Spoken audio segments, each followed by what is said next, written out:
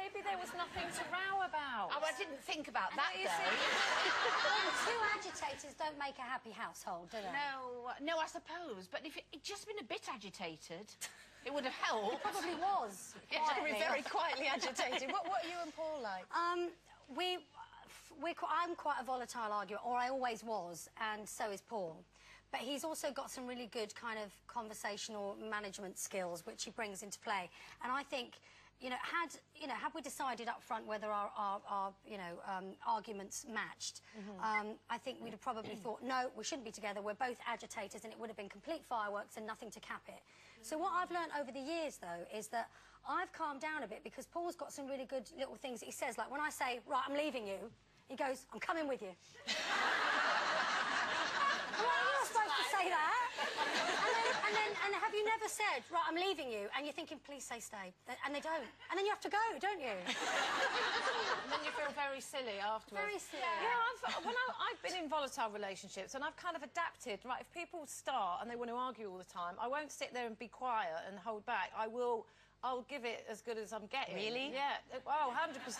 But I prefer not to be in that sort of environment. And now, I'm with someone who doesn't, I don't know. I can't ever imagine him arguing about anything. He doesn't lose his temper. He never gets cross, and I do get a bit cross about things, and I do get wound up. But he's just, like, really sensible and very calm and very, very quiet and always puts me at ease. But early days? Well, it is quite early days. It is, but, I have had a few rows with myself. Not about him. I'm just desperate for a row. Shut up. No, you shut up. I'm aware with herself. Have another thing, Carol. Because you get I was that day. We were just having a row. And then you wake up in the morning and I go, oh, do you have a row last night? And he went, no, you... But I hate it, but, I think rowing can be healthy. I had a friend of mine who used to say, oh, we never row. We never row, never have a crossword. They're divorced now.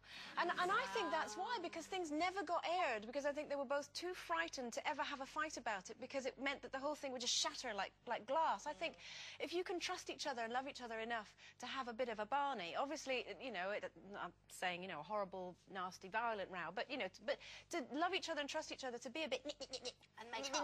And make up. I mean, Steve and I had a row the other Sunday, and I was kind of like a terrier following him around the house going... He was, you know how we can get. And he went outside for a fag, and probably just to get away. And he shouted back through the kitchen door, what are we rowing about anyway? And I went, don't know, can't remember. And then we laughed about it. It was fine. It was okay. But you'd taken up smoking because of the row. No. Oh, but there we are. Let's welcome Mr. Michael Ball. Hello, lovely. Hello, lovely. How are you? Hello. Really good. You make a lovely lady. Thank you. You do as well. I'm real, though. Oh, yeah. You just radiate happiness, don't you? Do you know what? really do. I'm really happy at the moment. I am. I loved you in that. Did you see it? And I forgot you were a bloke. I just... Well, that's the thing. I always said when playing here, it's not a drag act. It's an acting role. You've got to convince... there are bits that it's quite clear that I am a man.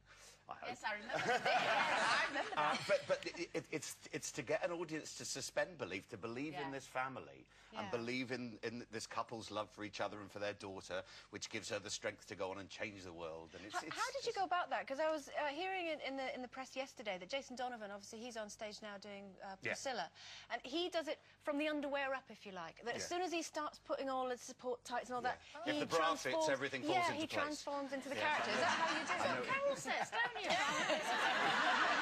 What happened? It was really interesting. It is about the look, because when we'd be in rehearsal doing the show, and people would be looking, going, I don't quite see this yet because I'm dressed like this, rehearsing with with Mel Smith, and it was a bit odd and behaving.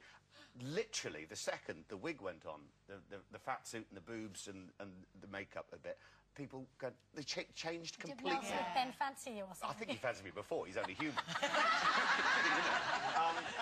He was really disconcerted. He really was. Everyone was.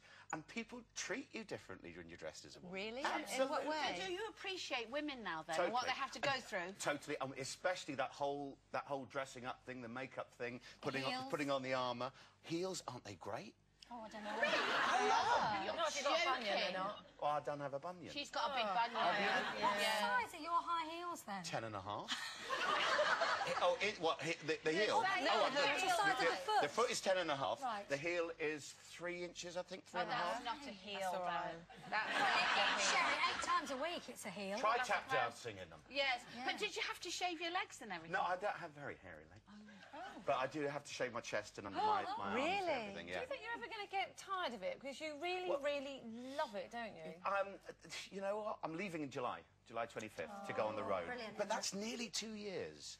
And I want to leave still loving her and loving it and loving what we've achieved. Yeah. And still with full houses and still with a great vibe about it.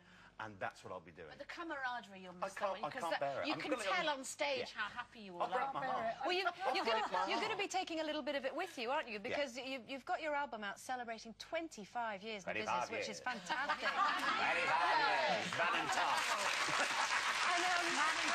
What's really interesting is obviously, you know, Hairspray's a musical's been around for a wee while, but there's been no cast version of the, I you know, know. the song that we showed in the clip there. But you've got that now. Yeah, on your album. I recorded it myself.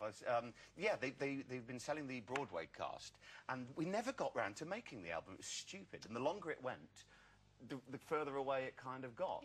We never got round to it, and I thought, well, I've got to have this forever. That's a great So I tune. got all the cast in. Recorded at Abbey Road Studios. A load of other songs we've got as well. But it's there. It's the only time. And having a look at the album as well, I mean, obviously you've got, you know, You Can't Stop the Beat from Hairspray, which is fabulous. But you've got obviously, 25 years, you've covered an amazing array of different types of music. It's all in there. Going back and finding it, because the first things I ever did, like Les Mis and Phantom. I saw you in Manchester doing Marius and Les Mis before it came into town with Francis and everybody. Oh, yeah. And you were, I fell in love with you so madly. We're absolutely beautiful, and those sort of like leather sort of jodhpuri things. You still got those? Yes, I do, as a matter of marvellous. fact. Next to the Edna shoes. But to go back to those early recordings, and then, you know, I've made about 14 albums, choosing stuff to go in there, things that... new recordings we've done. How did you choose which Well, songs to put on? that's the hardest thing to do, but it Is it like boiled choosing a down favourite to child kind of thing? Yeah, it boiled down to personal choice, and so that the whole album was nice to listen to. Because quite often you can put on an album, especially a sort of compilation one, greatest hits, and things jar. It doesn't. You go, oh, skip that one. This, I think, it has a nice cohesive sound to it, and I'm very proud of it. And you're going to be going on tour as well. Yeah. I had to give myself something to do because I'd be breaking my heart for leaving Hairspray. Are you going to take Edna on tour? Because you could take your bra and everything. Yeah, but only in the dressing room. That'll be me. He does that anyway. Yeah, that'll be me at home. Yeah, but I the radio show. Yeah, You're I'm gonna keep still doing the radio show. Brilliant. Yeah. Couldn't you take her on stage with you on tour? But no, because I am her. I know, but you could do... But then it would be a whole evening. What? An evening in cabaret with Edna. Yes. Edna does Les Mis. Yeah, exactly. Yeah, that's it. But the problem is the quick changing. I mean, I know. I and just it's thought not- it might be great. You could just underdress, couldn't you? And But isn't what it, I'm taking a load of people with me on the tour. I'm taking an orchestra and taking 6 other turns, other performers, real fantastic West End performers, because I want to celebrate in a big way. So we're making it a big show.